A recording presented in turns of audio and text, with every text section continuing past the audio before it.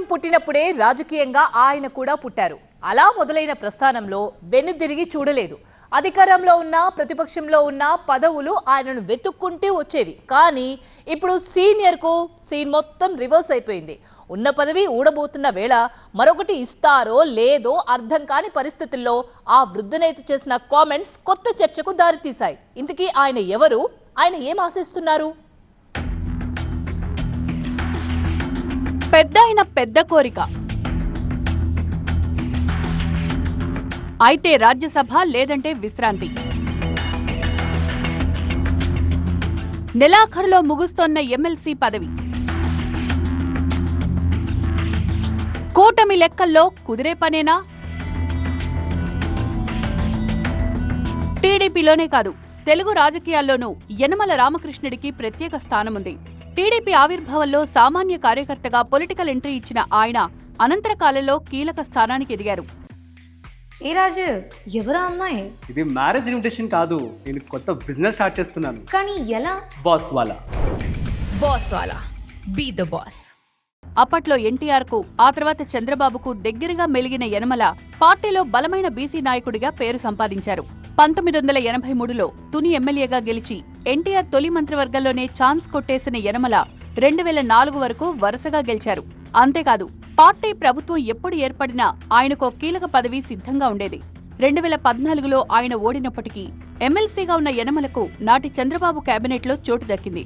అయితే తాజాగా ఏర్పడిన కూటమి ప్రభుత్వంలో మాత్రం ఆయన్ను పక్కన పెట్టింది టీడీపీ హైకమాండ్.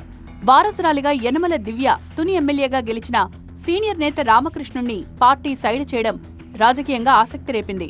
దీంతో అప్పట్నుంచి ఆయన రాజకీయ భవిష్యత్తుపై చర్చోపచర్చలు జరుగుతున్నాయి. 2013లో ఒకసారి, 19లో మరోసారి ఎమ్మెల్సీగా ఆయన్ను రెన్యువల్ చేసిన అధిష్టానం ఈసారి మాత్రం సారీ చెప్పేసింది. ప్రస్తుత ఎమ్మెల్సీ పదవీకాలం మరికొన్ని రోజుల్లోనే ముగియనుండటంతో యనమల పొలిటికల్ ఫ్యూచర్ కు ఎండ్ పడ్డట్లే అన్న ప్రచారం జరుగుతోంది. ఎమ్మెల్యే కోటా ఎమ్మెల్సీపై ఆయన ఆశలు పెట్టుకున్నారనే ప్రచారం జరిగినా అది నెరవేరలేదు. అయితే ఈ కోటాలో ఎమ్మెల్సీ అభ్యర్థుల్ని ప్రకటించిన రోజు చంద్రబాబు తనతో మాట్లాడారన్న యనమల ఆయన నిర్ణయాన్ని స్వాగతించానని చెప్పడం విశేషం. మార్చి నెలాఖరుతో ఎమ్మెల్సీగా పదవీకాలం ముగియనుండటంతో యనమల ఫ్యూచర్ పొలిటికల్ ప్లాన్ ఏంటనే అంశం మరోసారి తెరమీదకొచ్చింది. అయితే ఆ విషయంలో ఆయన ఓ క్లారిటీతోనే ఉన్నారని తాజా పరిణామాలతో స్పష్టమవుతోంది. ఇటీవల అసెంబ్లీ లాబీల్లో మాట్లాడిన యనమల తనకు పార్టీ అవకాశం ఇస్తే రాజ్యసభకు వెళ్తానని, లేకపోతే విశ్రాంత జీవితం గడుపుతానని తన మనసులో మాట చెప్పేశారు. పార్టీకే కాదు, రాజకీయ వర్గాలకు, తన సన్నిహితులు, శ్రేయోభిలాషులకు కూడా ఇదే తన సమాధానమంటూ స్పష్టత ఇచ్చేశారు. వరుసగా తునిలో 2 సార్లు ఓడిన యనమల ప్రత్యక్ష ఎన్నికల్లో పోటీకి దూరంగా ఉంటున్నారు. మొన్నటి ఎన్నికల్లోనూ ఆయనకు బదులు కూతురు దివ్యకు పార్టీ అవకాశమిచ్చింది. మరి ఆవిర్భావం నుంచి సేవలందించిన ఈ వృద్ధనేత కోరికను పార్టీ హైకమాండ్ ఆలకిస్తుందా?